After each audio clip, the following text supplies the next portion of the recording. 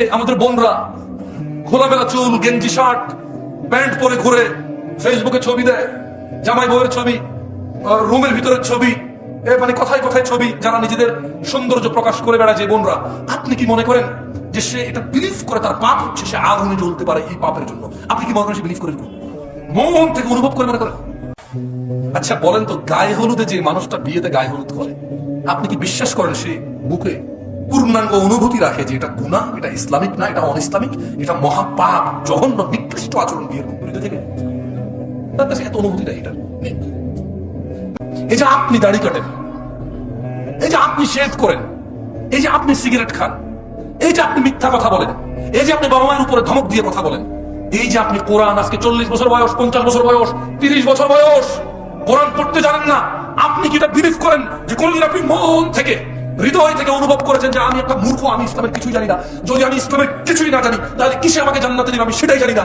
আর এই না জানা আমাকে কোনোদিন কষ্ট দেয় নাই, এই না জানা কোনোদিন আমাকে শিখা পর্যন্ত পৌঁছায় নাই, শিখার আগ্রহ জাগে নাই আমার কোনোদিন। আপনি কি মনে করেন আপনি বিলিভ করেন? মনে করেন না, এটা এরকম না।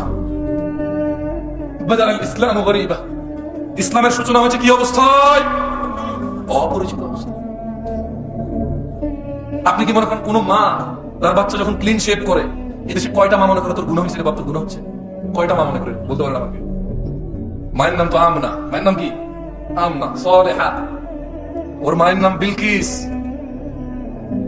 ওর মায়ের নাম জুলাইখা। কিন্তু জুলাইখা কি কোনোদিন কল্পনা করেছে, কোনোদিন অন্তরে ভেবেছে, ছেলেকে যখন ক্লিন শেভ দেখেছে, ছেলে যখন দাড়ি কাটা দেখেছে, জুলাইখা কি কোনোদিন বলেছে ইন্না লিল্লাহি ওয়া ইন্না ইলাইহি রাজিউন, আমার বাচ্চা নবীর সুন্নতকে জবাই করে চলে আসছে? ইন্না লিল্লাহি ওয়া ইন্না ইলাইহি রাজিউন। জুলাইখা কি কোনোদিন ভেবেছে লা হাওলা ওয়ালা কুওয়াতা ইল্লা বিল্লাহ, আমার বাচ্চা টাকুর নিচে প্যান্ট পরছে, কিয়ামতে আল্লাহ তিন ব্যক্তির উপর দয়া করবে না? এর মধ্যে একজন যারা পায়ের নিচে, টাকুর নিচে প্যান্ট পরেছে, জামা কাপড় পরেছে, জুলাইখা কি কোনোদিন অন্তরে কষ্ট পেয়েছে আমার বাচ্চার সাথে তো আল্লাহ কথাই বলবে না? এদেশের আব্দুল্লাহ, আব্দুর রহমান, আব্দুর রহিমরা, এদেশের জামশেদরা কি কখনো এরকম নিজের বাচ্চার টাকুর নিচে প্যান্ট দেখে কি কখনো কল্পনা করেছে হায় রে আমার আদরের সন্তানটার সাথে আল্লাহ কথাও বলবে না, দয়াও করবে না, রে কি করলো আমার ছেলে? এই দেশের জামশেদরা, আব্দুল্লাহরা, আব্দুর রহমানরা, এই দেশের আব্দুল করিমরা কখনো কি নিজের ছেলেটা ফজরে ঘুমিয়ে আছে ভেবেছে যে আমার বাচ্চাটা মারা গেলে জাহান্নামে চলে যাবে সালাতের হেফাজতকারী না বলে? কোনদিন কি কল্পনা করেছে এই দেশের আব্দুল করিমরা? বলেছে? বলেন তো। ইসলাম তাহলে ওর কাছে কতটুকু পরিচিত?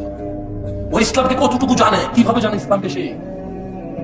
আমাকে কি একটু বলতে পারেন আপনারা যে দেশের ভ্যান ড্রাইভার, রিক্সা ড্রাইভাররা সারাদিন কষ্ট করে 800 টাকার জন্য, অথচ ফজরের 2 রাকাত সুন্নাত দুনিয়াতে যা আছে এর চাইতে বেশি, সে ফজরের 2 রাকাতে যায় না 800 টাকার পিছে?